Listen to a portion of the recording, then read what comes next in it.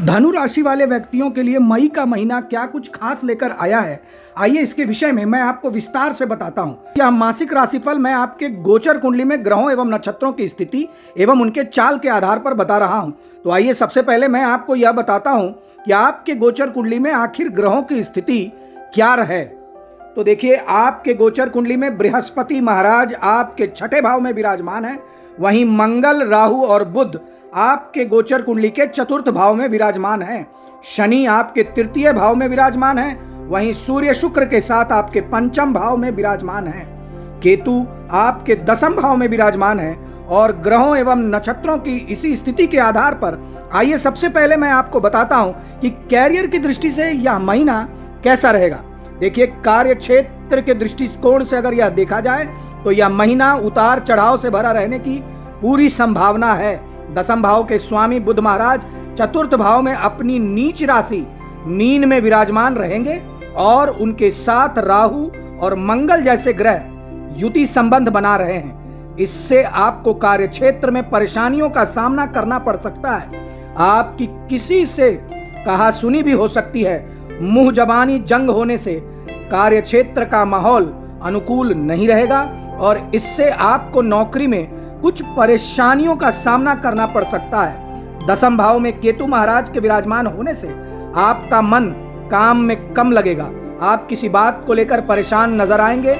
आपको लगेगा कि आप बेवजह के काम में लगे हैं और आपको कुछ और बेहतर करना चाहिए था, जिससे काम में त्रुटि होने की संभावना भी बढ़ सकती है। आपको अपने कार्य क्षेत्र में किसी से भी लड़ाई झगड़ा करने से बचना चाहिए।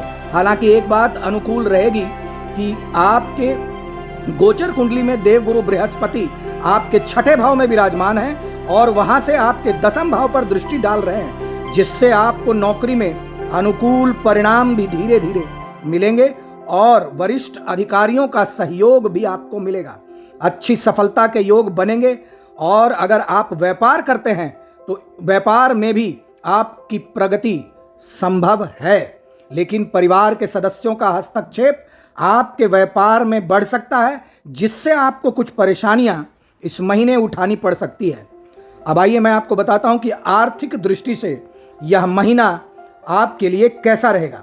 देखिए, यदि आर्थिक स्थिति को देखा जाए तो महीने की शुरुआत अनुकूल रहेगी। चतुर्थ भाव में बैठकर मंगल महाराज एकादश भाव पर दृष्टि डालेंगे और सूर्य और शुक्र भी पंचम भाव में एकादश भाव को देखेंगे, जिससे आपकी आर्थिक स्थिति में बढ़ोतरी होगी।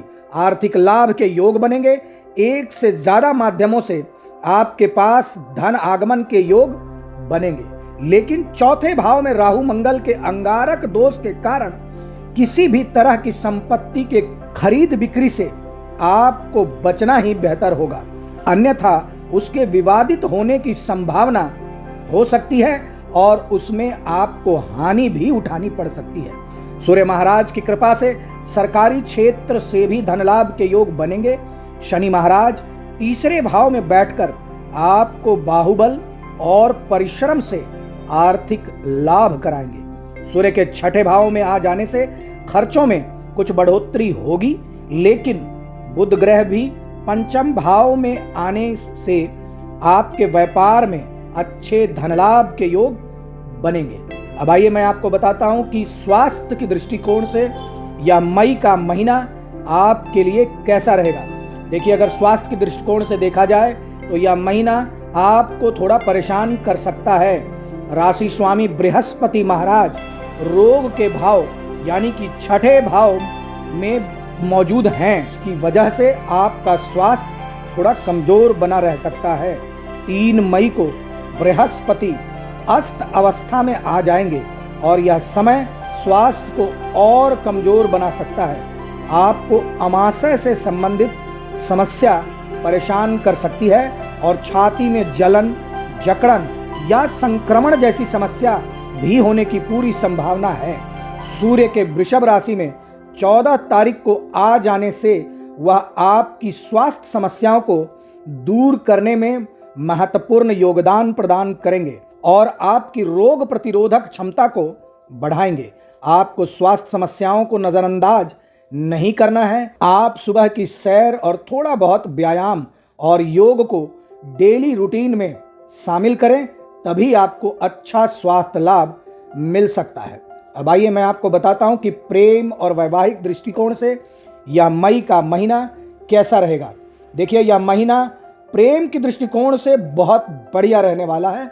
शुक्र के पंचम में होने से आपके रिश्तों में रोमानियत और अपनापन बढ़ेगा, प्रेम आपका परवान चढ़ेगा।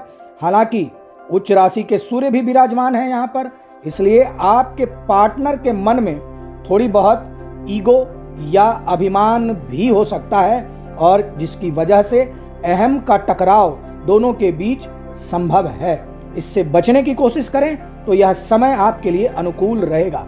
14 मई को सूर्य वृषभ राशि में छठे भाव में चले जाएंगे और विराजमान रहेंगे। इससे होगा यह कि 10 मई को बुध भी पंचम भाव में आ जाएंगे। बुध और शुक्र के पंचम भाव में होने से आप एक दूसरे के प्रति अपना प्रेम प्रदर्शित करेंगे, भरपूर समय एक दूसरे के साथ बिताएंगे और आपको यह मौके भी मिलेंगे। एक दूसरे के साथ अच्छा समय आपको बिताने के कई मौके मिलेंगे। घूमना फिरना सभी परिस्थितियां प्रेम को बढ़ाने वाली ही होगी। बुध के पंचम भाव में आ जाने से आपके प्रेम विवाह के योग भी खुल जाएंगे।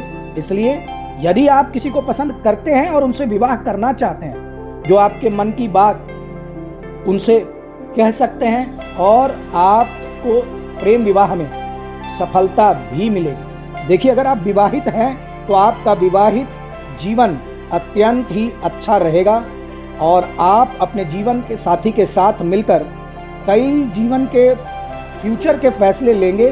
देखिए, अगर पारिवारिक लोगों के हस्तक्षेप की वजह से आपके जीवन में कोई समस्या आ रही है तो आप एक दूसरे से शांतिपूर्ण तरीके से समझने की कोशिश करें, एक दूसरे को समझाएं, और अगर आप शांति से इस परिस्थिति को संभाल पाते हैं तो फिर यह महीना आपके लिए अनुकूल ही रहेगा।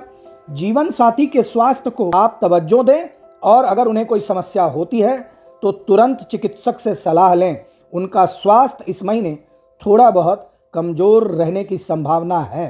चतुर्थ भाव में राहु और मंगल अंगारक दोष बनाएंगे, साथ में बुध भी स्थित होंगे, जिससे परिवार के सदस्यों में आपसी सामंजस्य थोड़ा कम रहेगा।